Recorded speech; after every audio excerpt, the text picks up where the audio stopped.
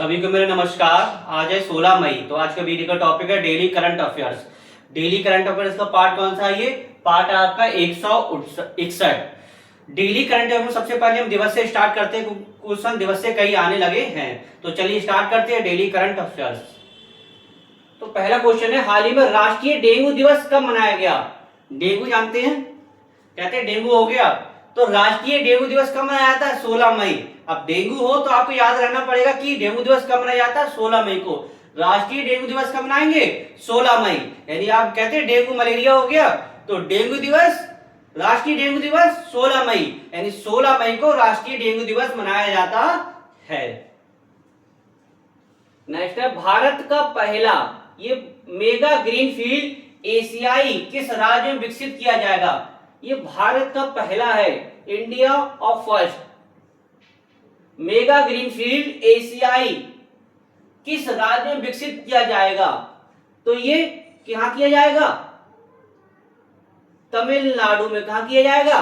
तमिलनाडु में।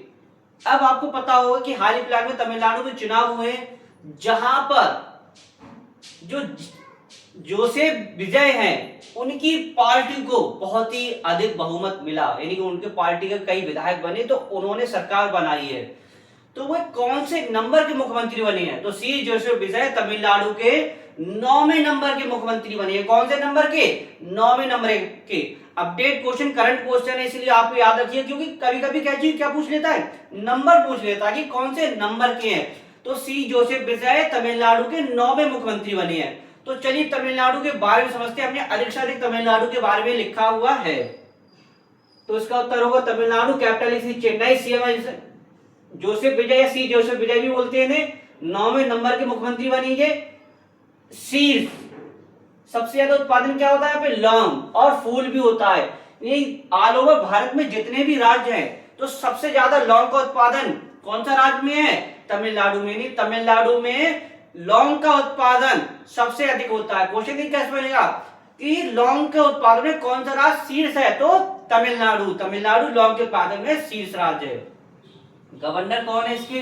राजेंद्र आलकेकर। अब समझते हैं सीटें। लोकसभा की 39, राज्यसभा की 18, विधानसभा 234। ये होगी आपकी क्या? सीटें। ये आपकी होगी सीटें, लोकसभा, राज्यसभा, विधानसभा की। 18 जुलाई को तमिलनाडु दिवस मनाया जाता है, लेकिन 1 नवंबर को तमिलनाडु स्थापना दिवस। देखिए तमिलनाडु दिवस अलग है और तमिलनाडु स्थापना दिवस अलग है। तो 18 जुलाई तमिलनाडु क्या होगा? तमिलनाडु का आपका क्या होगा? तमिलनाडु का दिवस होगा। लेकिन स्थापना पूछे, क्या पूछे? स्थापना। तमिलनाडु दिवस तो 18 जुलाई को हो गया, लेकिन तमिलनाडु क्या चीज दिवस पूछे तो 1 नवंबर। नहीं, 1 नवंबर को आप कौन सा बनाएंगे? 1 नवंबर बनेगा आपका तमिलनाडु स्थापना दिवस, लेकिन तमिलनाडु दिवस 18 जुलाई। नहीं, 18 जुलाई को तमिलनाडु दिवस मनाया जाता है, लेकिन 1 नवंबर को तमिलनाडु स्थापना दिवस। नहीं, 18 जुलाई को क्या बनाएंगे? तमिलनाडु दिवस, लेकिन तमिलनाडु स्थापना दिवस कब मनाएंगे? 1 नवंबर। नहीं, 1 नवंबर तमिलनाडु स्थापना दिवस और 18 जुलाई तमिलनाडु दिवस, और 18 जुलाई तमिलनाडु दिवस और 1 नवंबर तमिलनाडु स्थापना दिवस। अब आगे समझते हैं। राजकीय पशु क्या है? नीलगिरी तहर है। कहां? तमिलनाडु का। अब हमने क्या चीज? राष्ट्रीय उद्यान भी लिखी है। क्या चीज? राष्ट्रीय उद्यान भी लिखी है। मुकुर्ती राष्ट्रीय उद्यान कहां है? तमिलनाडु में। मुदुमलाई राष्ट्रीय उद्यान कहां है? तमिलनाडु में। इंदिरा गांधी या इसका अनामलाई बोलते हैं राष्ट्रीय उद्यान कहां है? तमिलनाडु में। गंडी राष्ट्रीय उद्यान का तमिलनाडु। मन्नार की खाड़ी समुद्री राष्ट्रीय उद्यान कहां है? तमिलनाडु में। भारत का सबसे दक्षिणी राज्य का है? दक्षिणी राज्य मतलब सबसे नीचे वाला राज्य क्या है? तमिलनाडु। क्वेश्चन कैसे पूछेगा? भारत का सबसे दक्षिणी राज्य बताइए, तो कौन सा है? तमिलनाडु। यानी तमिलनाडु भारत का सबसे दक्षिणी राज्य है, यानी नीचे वाला राज्य। दक्षिणी राज्य कौन सा है? तमिलनाडु। यानी भारत का सबसे दक्षिणी राज्य कौन सा है? तमिलनाडु। तिरुवार्तराई महोत्सव कहां मनाया जाता है? तमिलनाडु। भी याद रख लीजिए महोत्सव। सत्यमंगला टाइगर रिजर्व कहां है? तमिलनाडु में। सबसे अधिक रामसर साइट कहां है? तमिलनाडु में। यानी कि जो रामसर साइटों की संख्या वर्तमान में कितनी हो गई है? 99 हो गई है। तो सबसे अधिक, यानी भारत का सबसे अधिक रामसर साइटों वाला राज्य कौन सा है? तमिलनाडु। और दूसरे नंबर पे कौन सा बनता है? आपका उत्तर प्रदेश। तब भारत का सबसे रामसर साइटों वाला राज्य कौन सा है? तमिलनाडु। जहां कितने रामसर साइट है? सबसे अधिक 20। और दूसरे नंबर पे यूपी जहां कितनी है 12। भारत का सबसे अधिक रामसर स्थलों वाला राज्य कौन सा है तमिलनाडु, कितनी संख्या है 20। और दूसरे नंबर पे कौन सा उत्तर प्रदेश, जहां रामसर स्थलों की संख्या कितनी है 12 और कुल रामसर स्थलों की संख्या कितनी हो गई है 99। भारत में रामसर स्थलों की संख्या अब टोटल कितनी हो गई है 99। इतना आपको किसके तमिलनाडु के बारे में पता होना चाहिए।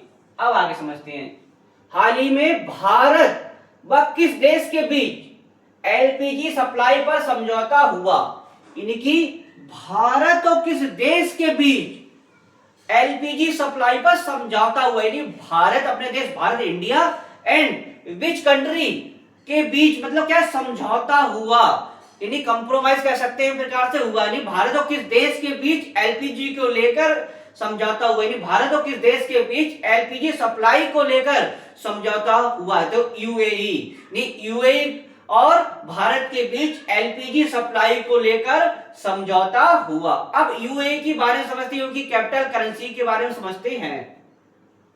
तो यूएई की कैपिटल क्या अबू धाबी करेंसी है यूएई दिरहम। ये महत्वपूर्ण, भारत के राजदूत कौन यूएई दीपक मित्तल। क्वेश्चन ये कैसे बनी दीपक मित्तल से, दीपक मित्तल किस देश के राजदूत बने हैं, तो कहा यूएई की, ये कहा कि भारत के, लिए दीपक मित्तल भारत के यूएई में राजदूत बने हैं। यूएई में भारत के राजदूत कौन है दीपक मित्तल, दीपक मित्तल यूएई में भारत के राजदूत है। इतना आपको किसके बारे में पता होना चाहिए यूएई में, ये महत्वपूर्ण लगा लीजिए। और ये भी नेक्स्ट है, हाल ही में काल भैरव भारत के पहले ऑटोनोमस लड़ाकू विमान का उत्पादन किस देश में किया जा रही है, पुर्तगाल में किया जा रहा है। और पुर्तगाल की कैपिटल क्या है लिस्बन, करेंसी क्या यूरो। नेक्स्ट है, ये महत्वपूर्ण लगा लीजिए, हाल ही में रविंद्रनाथ बोस को किस राज्य विधानसभा के अध्यक्ष के रूप में नियुक्त किया गया, तो पश्चिम बंगाल। रविंद्र कुमार बोस को किस राज्य विधानसभा का अध्यक्ष चुना गया, तो पश्चिम बंगाल का। तो रविंद्र कुमार बोस को पश्चिम बंगाल का विधानसभा अध्यक्ष चुना गया। क्वेश्चन सीधी पूछेगा कि रविंद्र कुमार बोस को किस विधानसभा का अध्यक्ष चुना गया, तो पश्चिम बंगाल विधानसभा का अध्यक्ष किसे चुना गया, रविंद्र कुमार बोस को। अब पश्चिम बंगाल के बारे में समझते हैं, कैपिटल क्या है इसकी कोलकाता। कोलकाता किस नदी के किनारे स्थित है, इतना आपको पता होना चाहिए।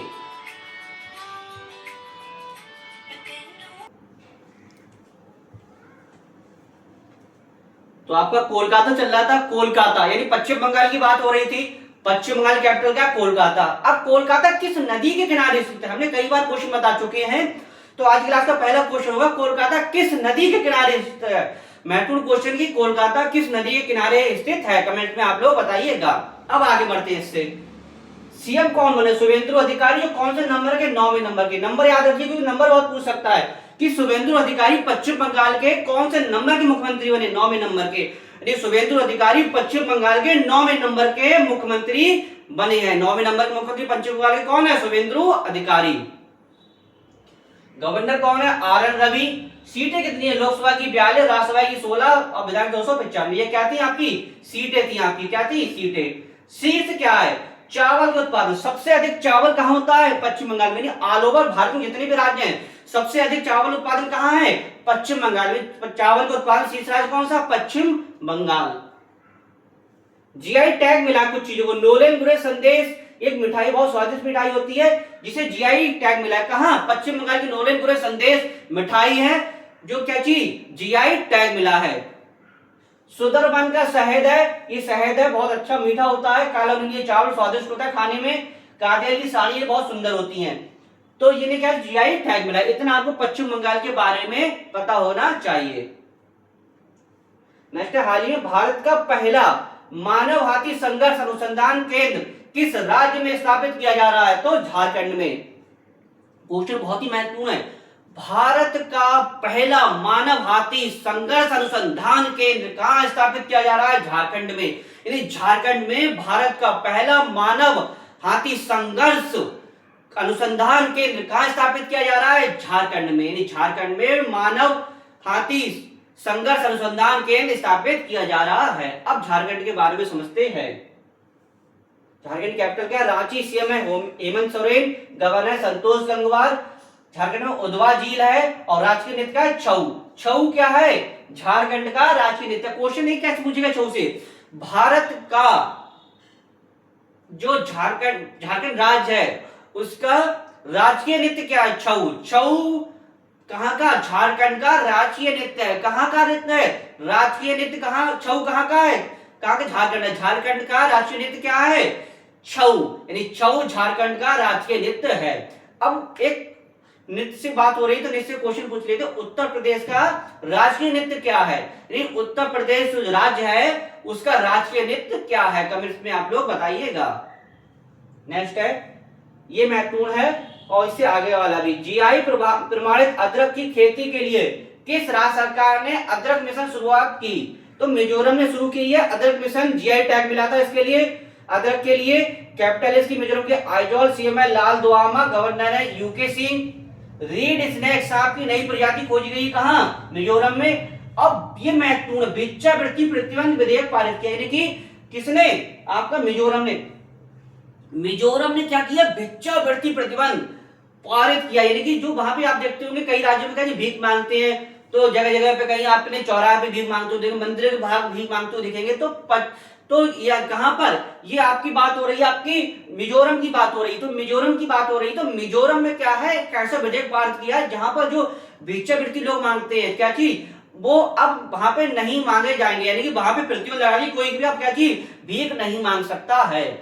तो क्वेश्चन यही कैसे बनेगा?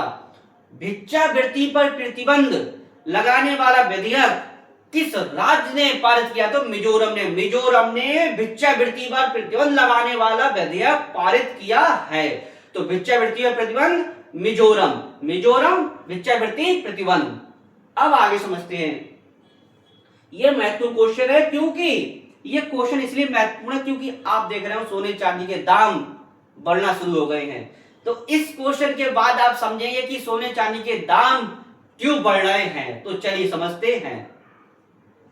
हाल ही में मई 2026 में सोने व चांदी पर कितना प्रभावी आयात शुल्क कर दिया? मतलब सोने और चांदी पर कितने प्रतिशत आयात शुल्क कर दिया? यानी कि सोने व चांदी पर कितने प्रतिशत आयात शुल्क कर दिया? तो कितने शुल्क कर दिया? 15%। यानी कि सोने व चांदी पर हाल ही फिलहाल में, देखिए क्वेश्चन कैसे बनेगा, मई 2026 में सोने व चांदी पर कितने प्रतिशत आयात शुल्क कर दिया? तो 15%। कितने परसेंट कर दिया? 15%। पहले कितना? 6% था, 6% से 15% कर दिया। हाल ही फिलहाल में क्या हुआ कि मई 2026 में अब सोने व चांदी पर जो आयात शुल्क था 6 से बढ़ाकर 15% कर दिया है। तो इसलिए आपके दाम बढ़ गए हैं। तो डेली करंट अफेयर्स के क्वेश्चन थे। तो आशा करता हूं वीडियो आपको अच्छा लगा। वीडियो अधिक से अधिक लाइक कीजिएगा, शेयर कीजिएगा, कमेंट्स कीजिएगा। इसके वीडियो नेक्स्ट टॉपिक के साथ मिलेंगे। धन्यवाद।